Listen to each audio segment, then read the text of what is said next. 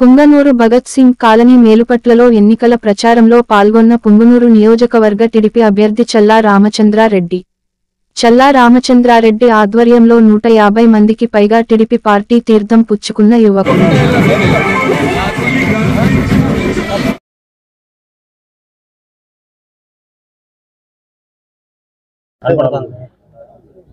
ఈరోజు ఉదయం నుంచి Bhagat Singh colony, Melupatla SC colony ఇవన్నీ కూడా Telugu Desam party, Janasena party, BJP party కార్యకర్తలు, నాయకులు అందరం కలిసి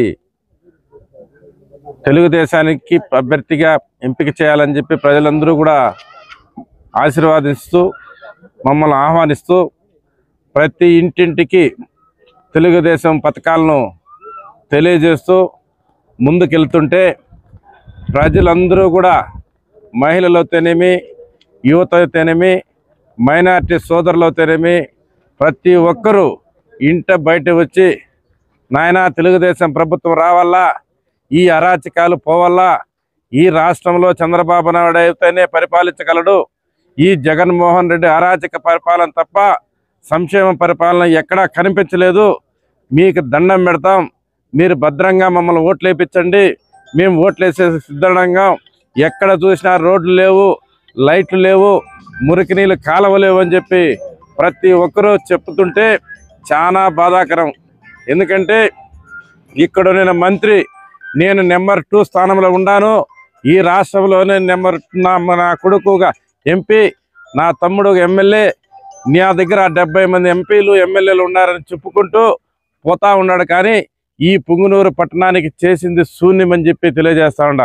ఎక్కడ కానీ యువతకు కానీ, మైనారిటీ సంక్షేమం కానీ, ఎక్కడ కానీ ఒక ఫ్యాక్టరీలు కానీ ఏది కానీ ఈ పుంగనూరు పట్టణానికి తెచ్చింది లేదు. రాబోయే కాలంలో తెలుగుదేశం పార్టీ వస్తుంది. ఇక్కడ ఏమేమి సంక్షేమ కార్యక్రమాలు చేయాలనేది మేము ఇంటింటికి తిరిగి, వీధి వీధికి తిరిగి పట్టణంలో అన్నీ ఆలోచన చేస్తున్నాం. ఇవన్నీ తొందరలో కూడా మేము మీ ముందుకు తెలియజేస్తాం.